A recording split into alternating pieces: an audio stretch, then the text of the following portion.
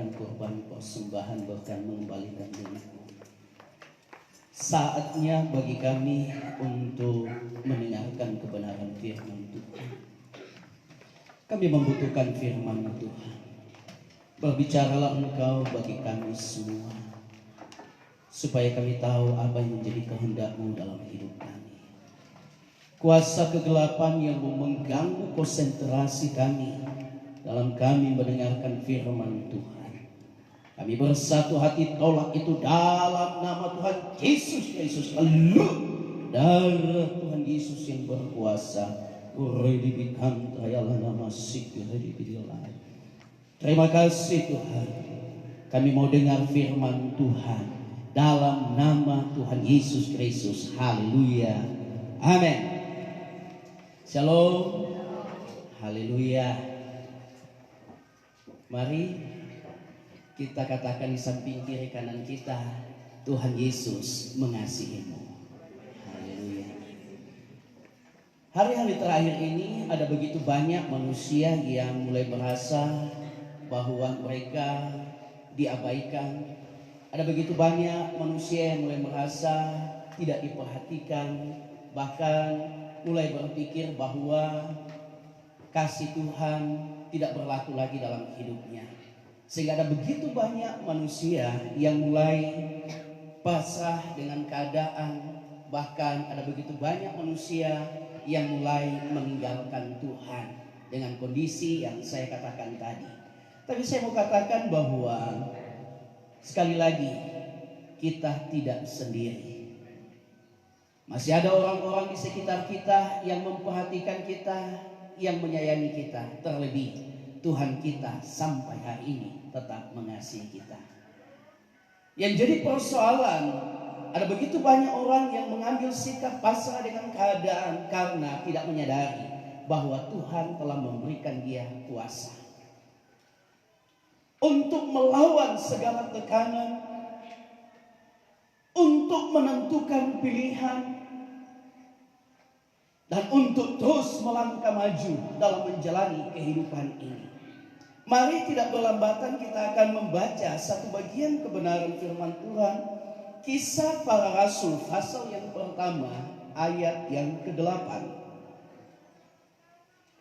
Kisah Para Rasul pasal yang pertama ayat yang ke-8. Sejemput kita berdiri, kita akan baca bersama-sama. 1, 2, 3. Tetapi kamu akan menerima kuasa kalau Roh Kudus turun ke atas kamu, dan kamu akan menjadi saksiku di Yerusalem dan di seluruh Yudea dan Samaria dan sampai ke ujung bumi. Puji Tuhan, Tuhan memberkati kita sekalian. Kalimat yang terakhir di mana kita akan menjadi saksi baik di Yerusalem, Yudea dan seluruh bumi. Kalau kita membaca konteks ini, Tuhan sedang berbicara bagaimana kita menjadi saksi, yaitu kehidupan kita menjadi berkat dimanapun kita berada, memberi motivasi bagi orang yang ada di sekitar kita, menunjukkan bahwa Yesus itu ada dalam hidup kita. Kalau kita lihat kembali apa yang dikatakan Paulus di dalam 2 Korintus pasal yang ketiga, bahwa kita ini adalah suratan yang terbuka, kita ini adalah saksi-saksi yang bisa dilihat oleh semua orang.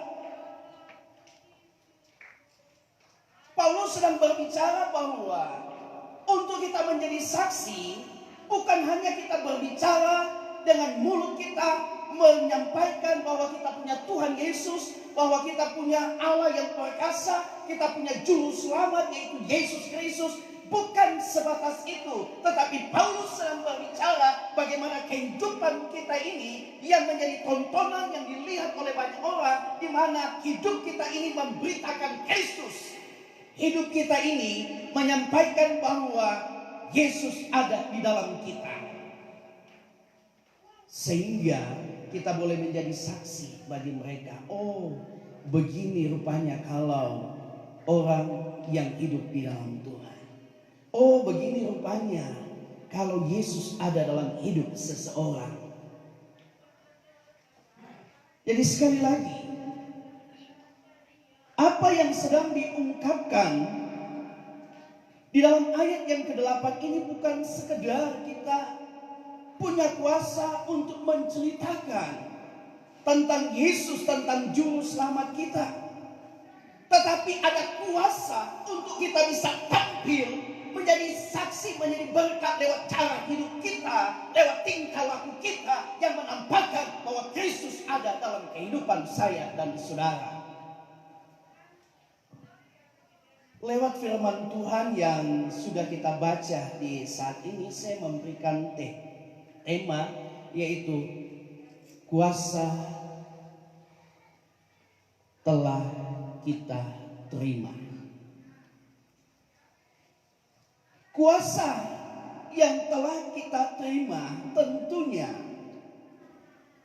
bukan untuk kita simpan, tetapi untuk kita pergunakan dalam kehidupan kita di muka bumi ini. Berbicara tentang kuasa, saya percaya kalau kita umat Nasrani itu tidak asing lagi.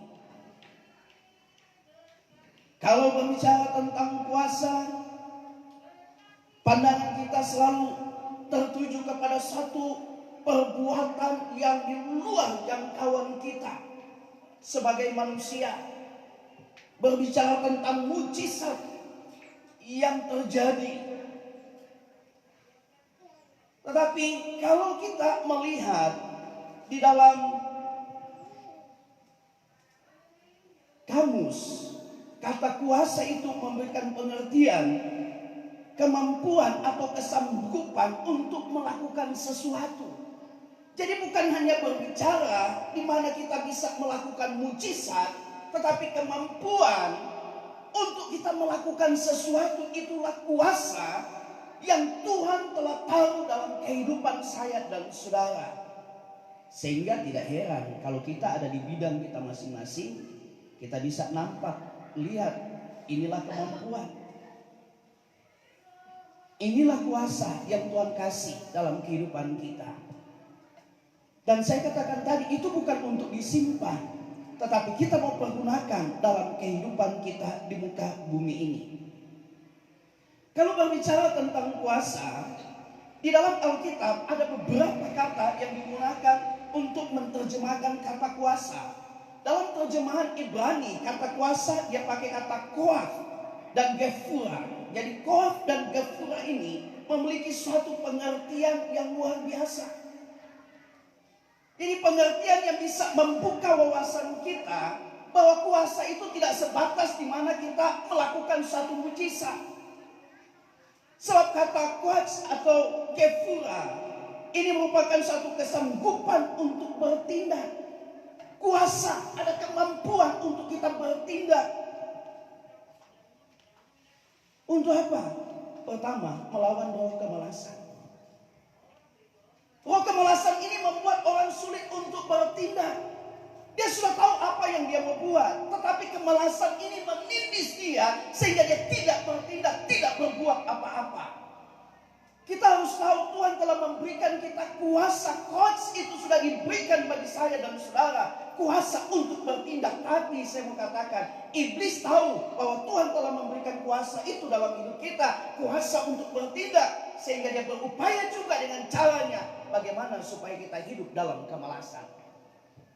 Kalau kita lihat apa yang dikatakan dalam Amsal pasal 9 pasal 6 ayat 9 dan 10. Bagaimana teguran bagi pemalas. Dia katakan, hai pemalas, berapa lama lagi engkau berbaring?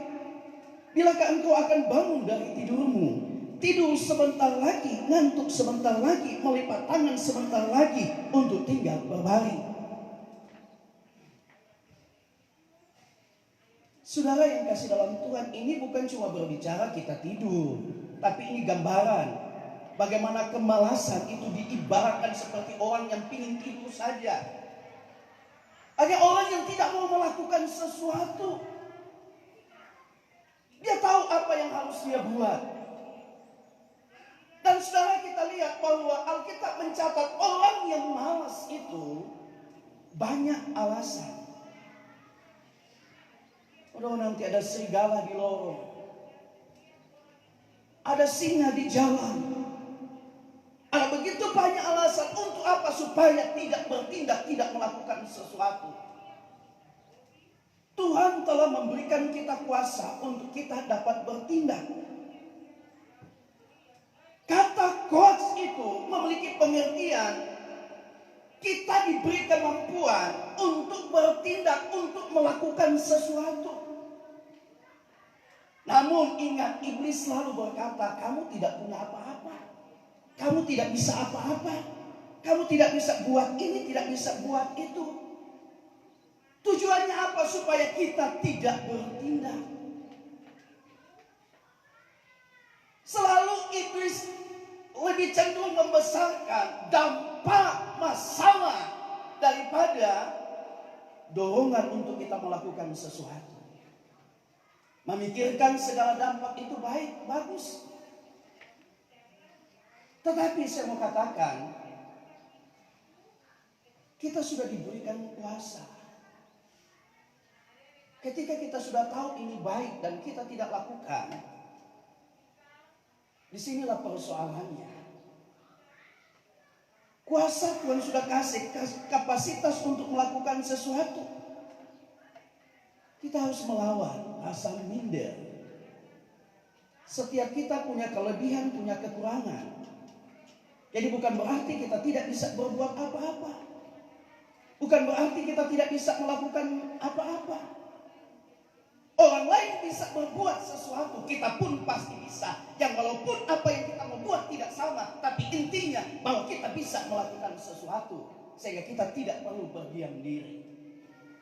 Harus ada tindakan, harus menyadari bahwa kita telah diberi kemampuan untuk melakukan sesuatu. Kita telah diberikan wewenang untuk memerintah. Kata coach itu salah satu pengertiannya wewenang untuk memerintah. Memerintah apa? Memerintah supaya segala kekhawatiran, segala kebimbangan itu pergi dari kehidupan kita. Pilihannya ada pada kita. Kita mau biarkankah ketakutan, kebimbangan, kekhawatiran itu terus menguasai kita, atau kita mau bertindak dengan kuasa yang Tuhan sudah kasih dalam hidup saya dan saudara untuk mengusirnya. Kita punya wewenang. Tetapi apakah kita mau gunakan wewenang itu untuk mengusir kekhawatiran, ketakutan, kebimbangan yang ada dalam kehidupan kita, atau kita mau biarkan, kita tidak menggunakan kuasa yang Tuhan sudah kasih dalam hidup kita? Kembali, saudara yang kasih dalam Tuhan, itu ada pada kita. Kemudian kata coach ini yaitu kuasa untuk mempengaruhi. Kuasa untuk mempengaruhi, cara mempengaruhi kita sebagai gereja Tuhan itu bukan dengan hal-hal yang bersifat sementara, bukan dengan uang, bukan dengan sebagainya, tetapi bagaimana kita mempengaruhi orang-orang yang ada di sekitar kita dengan cara hidup kita. Saudara, kita kan bisa melihat ada begitu banyak orang yang berupaya, misalnya contoh, memberitakan Yesus begini, tapi tidak orang mau datang. Kenapa? Karena tidak dibarengi dengan cara hidup. Biar kita mau berbusa-busa, mau berbicara, mau layani orang, tetapi selalu berbalik, orang melihat kehidupan kita. Kita punya kuasa untuk mempengaruhi. Nah, kuasa itu kita pergunakan agar supaya bisa menjadi berkat. Saudara, Alkitab berkata kita ditugaskan menjadi terang dan garam, mempengaruhi. Berarti kalau Tuhan memberi memerintahkan kita misalnya menjadi terang, menjadi garam, bukan berarti Tuhan tidak kasih kapasitas bagi kita, kemampuan bagi kita untuk melakukan hal itu, tidak akan mungkin. Sama seperti garam. Tidak mungkin kalau garam itu tidak ada rasa asinnya, baru bisa mempengaruhi masakan kita. Makanya di Alkitab bilang kalau garam itu sudah tidak asin lagi, untuk apa? Selain dibuang dan diinjak orang. Artinya selama menjadi garam berarti ada kemampuan untuk mempengaruhi. Nah, itulah kehidupan kita. Kemampuan kita untuk mempengaruhi, saya katakan tadi, itu dalam sisi yang positif, dalam kebenaran. Bukan mempengaruhi untuk hal-hal yang tidak benar. Kan ada banyak orang punya kemampuan, tapi kemampuan yang ada padanya untuk mempengaruhi, melakukan kejahatan, melakukan hal yang tidak benar. Kita bukan seperti itu. Kita diberi kuasa untuk mempengaruhi orang dari jahat menjadi baik. Orang-orang yang tidak mengenal Tuhan, kita pengaruhi supaya mereka mau datang kepada Tuhan. Itulah yang Tuhan kasih bagi saya dan saudara. Kuasa seperti itu, kita punya pengaruh positif di sekitar kita. Kalau kita melihat di akhir zaman ini, di mana-mana pengaruh-pengaruh negatif itu, saudara yang kasih dalam Tuhan, semakin meningkat. Namun kita sebagai orang-orang yang percaya kepada Tuhan, kita tidak boleh katakan bahwa memang pengaruh negatif itu lebih menguasai. Jangan. Kita selalu memperkatakan kebenaran, kita selalu memperkatakan tentang firman bahwa Tuhan kita mampu mengubah pengaruh negatif itu dengan kuasa Tuhan melalui kehidupan kita untuk mempengaruhi lebih besar lagi kepada hal-hal yang positif. Orang tidak mengenal Tuhan boleh saja, tapi kita punya tugas, kita bawa pengaruh positif. Amin. Dimanapun kita berada, anak-anak muda, di dalam bergaul bawalah pengaruh positif, bukan pengaruh negatif. Kita melihat teman-teman kita, mungkin mereka berada dalam pengaruh negatif. Jangan kita biarkan, atau jangan kita pun turut di dalamnya. Tetapi kita doakan mereka dan bawalah pengaruh positif dalam hidup kita. Percaya bahwa pengaruh yang kita bawa, kalau kita terus nampakkan, kita terus tunjukkan, tidak berhenti 1-2 kali, itu akan bisa mempengaruhi kehidupan mereka. Sesuatu yang orang selalu lihat dalam kehidupan kita, sekali lagi, itu secara tidak langsung itu akan merubah juga pola pikir mereka. Orang boleh berpikir negatif tentang kita, tapi kalau kita selalu tunjukkan hal-hal yang positif dalam kehidupan kita, dengan sendirinya pikirannya itu akan berubah. Dengan apa? Dengan hal-hal yang kita tunjukkan, yang kita nampakkan positif. Kita pun tidak bisa berharap bahwa semua orang akan berpikir positif dengan kita. Cara kita mengalahkan pikiran itu bagaimana? Maka kita harus hidup melakukan, menunjukkan hal-hal yang positif.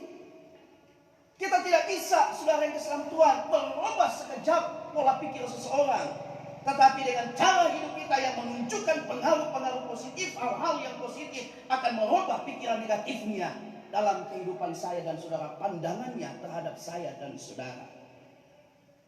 Jadi sekali lagi, kita jangan lemah ketika ada orang bilang, oh dia begini, saya begini, engkau begini. Kita jangan lemah dengan itu. Tetapi kita kalahkan kata-kata itu, pikiran-pikiran itu dengan perbuatan-perbuatan yang positif. Amin. Haleluya. Karena iblis lebih senang kalau kita terpengaruh dengan kalimat itu. Iblis pun lebih senang kalau kita terpengaruh. Oleh karenanya, mari saya mau katakan bahwa kita telah diberi kuasa untuk kita bisa mempengaruhi dalam hal-hal yang positif.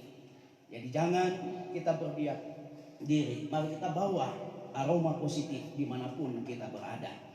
Kemudian dalam bahasa Yunani dia pakai kata dunamos dan exousia.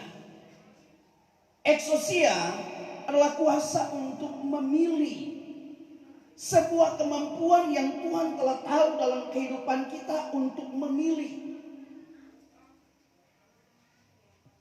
Di Taman Eden, bagaimana Hawa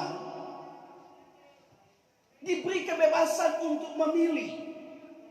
Ada kuasa yang Tuhan sudah tahu bagi Hawa dan Adam. Tetapi sekali lagi Tuhan tidak bisa memaksa. Dengan pilihan kita, Tuhan sudah kasih kemampuan bagi kita untuk memilih yang baik. Tapi Hawa lebih memilih bisikan iblis daripada apa kata Tuhan. Pilihan ada pada kita. Namun kita harus tahu bahwa Tuhan telah menaruh eksosia dalam kehidupan kita. Kuasa untuk memilih yang benar. Kuasa untuk memilih mana yang menjadi kehendak Tuhan dalam kehidupan kita. Bagaimana Yudas lebih memilih untuk mengikuti apa maunya iblis daripada apa maunya Tuhan. Saudara, kita telah diberi kuasa untuk memilih apa kita mau mengampuni atau kita tidak mau mengampuni. Kuasa sudah ada pada kita. Tinggal kita sendiri yang mau bertindak. Apakah kita mau memilih untuk mengampuni atau ego kita saja? Atau maunya iblis? Kalau iblis kan memang tidak mau kita mengampuni. Kita sudah diberi kuasa, jangan kita bimbang. Kita sudah tahu kebenaran firman Tuhan, jangan kita bimbang. Kuasa itu sudah dikasih kepada kita. Kita gunakan. Pilihlah yang benar. Pilihlah untuk mengampuni. Pilih apa yang menjadi kehendak Tuhan. Jadi ingat, setiap kita pribadi, kita telah diberi eksosia. Kuasa untuk memilih apa yang menjadi kehendak Tuhan.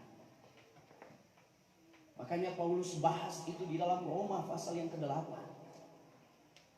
Bahwa kuasa itu telah diberikan.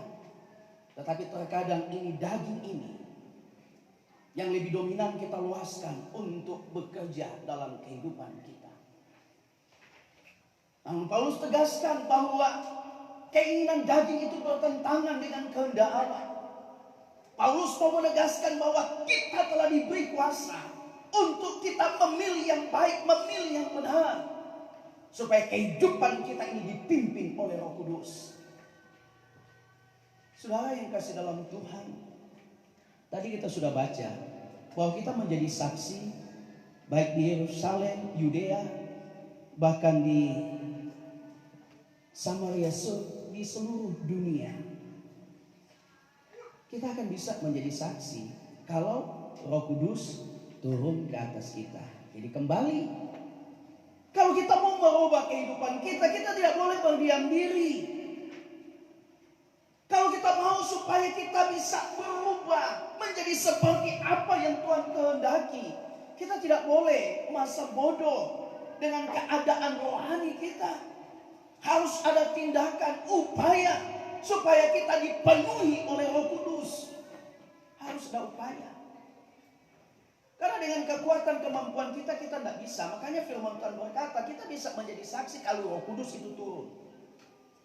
Itu konsepnya. Kita tidak akan bisa pernah menjadi saksi kalau Roh Kudus tidak turun.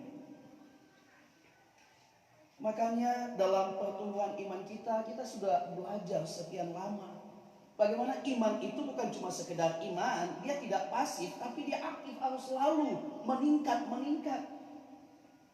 Ada 7 tingkatan iman yang sering kita pelajari. Bagaimana kita tidak berhenti hanya mendengar firman, percaya kita punya Tuhan. Kita punya Yesus, saya percaya Tuhan Yesus berkuasa. Saya percaya Tuhan Yesus penyelamat. Tidak berhenti di situ. Tetapi bagaimana kita harus ada tindakan, kita menyesal, bertobat, tidak mau melakukan lagi hal-hal yang tidak Tuhan kehendaki, yang bertentangan dengan kehendak Tuhan. Bukan cuma sampai di situ. Alkitab berkata selanjutnya, maka kita harus mengeluarkan buah-buah pertobatan. Sambil kita mengeluarkan buah pertobatan, maka kita harus menunjukkan itu bukti bahwa kita ini sudah bertobat. Lewat apa? Lewat baptisan air. Dan bukan cuma sampai di baptisan air. Saya mau katakan, karena kalau kita mau menjadi saksi, tidak sampai hanya di baptisan air. Karena tadi kita sudah belajar apa yang Tuhan katakan, kamu akan menjadi saksi kalau Roh Kudus turun ke atasmu. Maka tingkatan selanjutnya kita harus berusaha supaya kita kepenuhan. Kita dipenuhi oleh Roh Kudus. Kita jangan berdiam diri. Kita tidak boleh yang penting saya sudah percaya Tuhan, yang penting saya setia saja ibadah. Tidak bisa sampai di situ. Kita berupaya supaya kita dipenuhi Roh Kudus. Tanda orang juga yang dipenuhi Roh Kudus. Ada ayat-ayat di sini. Tinggal kita lihat, oh mana. Salah satu tandanya, kita berbahasa-bahasa yang baru. Jadi bahasa roh itu bukan cuma sekedar ikut-ikutan. Oh bukan punya ini satu organisasi, bukan.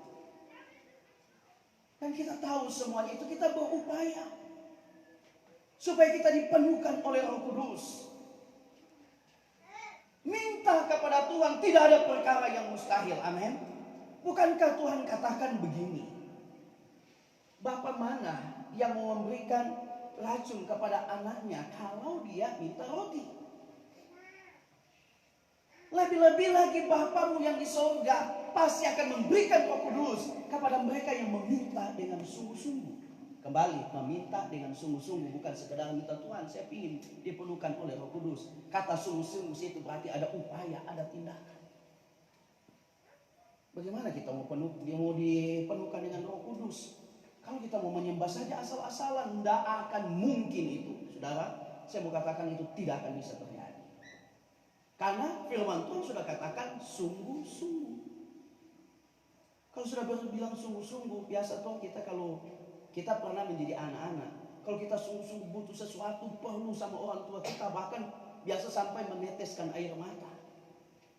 Kalau mama bapak nggak kasih, kita menangis. Karena apa? Karena kita mau itu, kita apa yang kita minta itu kita perlu sekali. Nah kadang-kala kita sampai taraf ke situ, sampai meneteskan air mata untuk kita meminta kita dipenuhkan oleh Roh Kudus.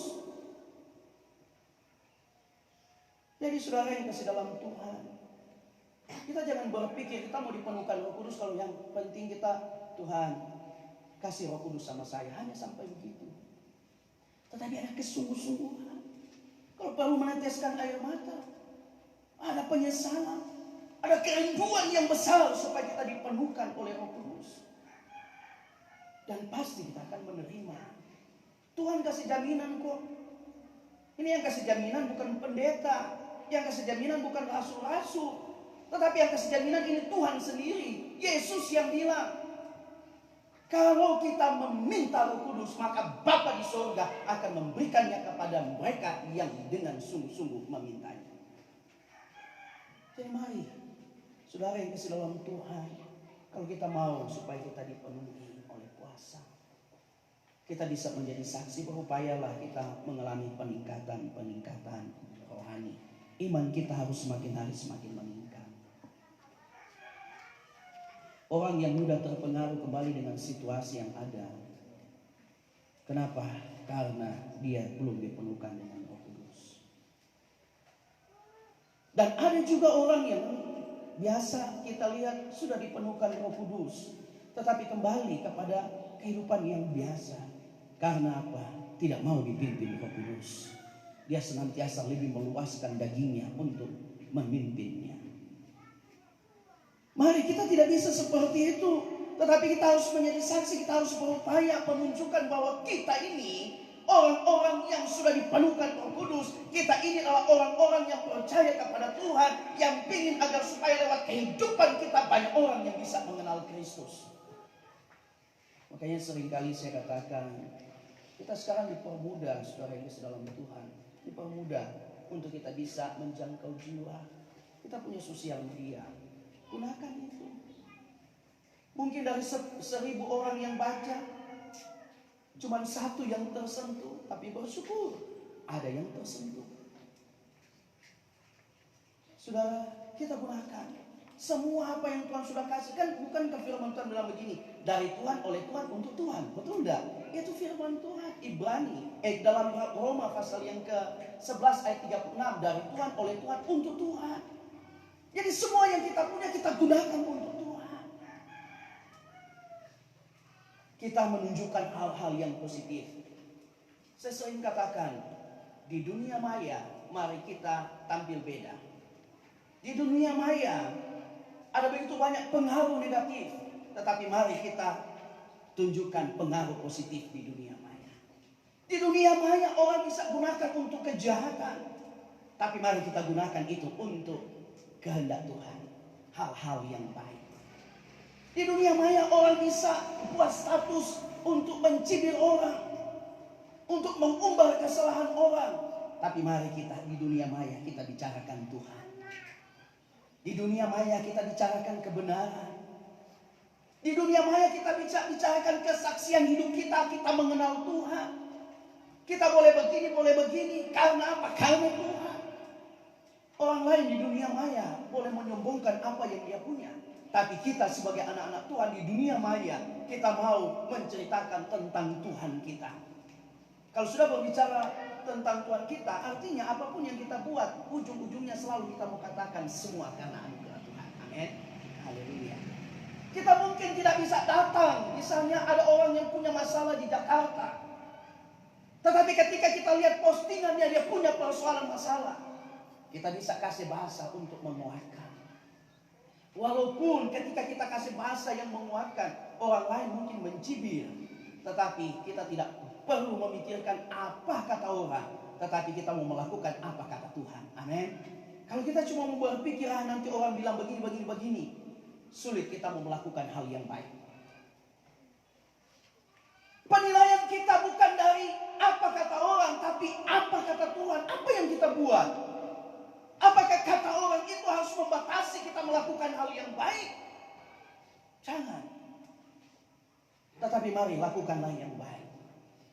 Saudara yang kasih dalam Tuhan, mari kita berupaya untuk menjadi terang di sosial media. Kan malu kita kalau orang bilang, itu tuh orang yang rajin ke gereja. Aduh, bahasanya di sosial media begini. Kita mau bersaksi, sulit orang mau ini, saudara yang kasih dalam Tuhan mau dengar. Kenapa? Karena kita bicara di dalam kamar kita dilihat oleh semua dunia, semua orang. Kita ketik di kamar tersembunyi, tapi semua orang melihatnya. Jadi kemanapun, apapun yang kita mau buat, yang kita mau lakukan, orang selalu ambil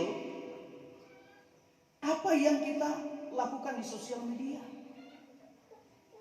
Jadi mari kita berupaya, saya mau katakan begini. Biarkanlah orang lain melakukan hal yang demikian, tapi jangan kita. Sambil kita doakan mereka pula supaya menggunakan sosial media dengan hal-hal yang positif. Saudara, saya percaya ada begitu banyak orang yang datang kepada Tuhan bukan karena diinjili secara langsung, bukan konseling secara langsung, tetapi karena mereka melihat ada sesuatu di sosial media yang menarik dia untuk datang kepada Tuhan. Ada sesuatu di sosial media yang menguatkan dia. Saudara, eksosia inilah yang dimiliki oleh Hanaya, Misael, dan Azaria untuk memilih tetap mau percaya kepada Tuhan daripada aturan yang sudah dibuat oleh raja. Harus menyembah patung buatan raja. Pilihan ada, dan mereka mengambil pilihan yang benar. Jadi sekali lagi kita telah diberikan kuasa, eksosia itu sudah ada pada kita, tinggal kita mau gunakan atau tidak. Kemudian kata yang selanjutnya itu dunamis. Dunamis itu adalah keberanian, pekerjaan yang besar, melakukan sesuatu yang besar. Kita pernah mendengar kata dinamik. Kata dinamik ini asalnya atau sumbernya itu dari dunamis. Dinamit itu kita gunakan kalau kita tahu itu untuk meledakkan batu kah, gunung kah. Dan kuasa itu ada pada kita. Untuk mengusir iblis, setan, sakit, penyakit sudah diberikan kepada kita. Jadi lucu kan, kita yang sudah diberi kuasa, dunamis itu ada pada kita. Mau pergi WC ketakutan. Tuh. Saudara yang kasih dalam Tuhan, di mana itu kuasa? Kalau mungkin pikiran kita misalnya mau melewati lorong, nanti ada orang jahat di situ, wajar. Itu baik, kita memang harus berhati-hati. Tapi kalau nanti ada kuntilanak di situ, aduh, mana kita punya kuasa? Tuhan sudah kasih kuasa. Itu beda, konteks yang beda kalau kita berpikir nanti ada orang jahat di sana. Karena maklumlah air sama. Nah, karena kita memang harus berhati-hati. Makanya jangan jalan sendiri. Ada keperluan, ya kalau kita tahu mau melewati tempat yang rawan, ya ajak orang lain. Atau kalau bisa tunda, ya tunda. Tetapi bukan karena kita takut iblis setan, bukan. Kok bilang anak Tuhan? Selalu bicarain nanti ada pok-pok. Aduh, kasihan. Di WC itu ada yang bilang biasa ada penampakan. Anak Tuhan, bahasanya begitu. Di mana kuasa yang Tuhan kasih? Kalau orang dunia bicara begitu, kita maklum-maklum saja. Orang yang belum mengenal Tuhan bicara begitu, oke saja. Tapi saudara yang kasih dalam Tuhan, kalau kita takut karena bilang iblis setan, kalau misalnya Yas atau Ella bilang, Pak temani, mau pergi di belakang, ya wajar. Karena memang mesti mau lewat sini, mau ke belakang. Ya, jangan-jangan ada orang yang berniat jahat dan sebagainya, wajar. Tapi kalau bilang, aduh nanti ada ini, ya enggak. Dulu waktu mereka masih kecil-kecil, sempat berpikir-pikir begitu. Ada hantu karena orang-orang cerita, nonton film, pengaruh-pengaruh itu. Tapi saya mulai kasih firman, kasih tahu, tidak ada itu seperti itu. Kita punya kuasa, kita punya Yesus yang lebih besar kuasanya.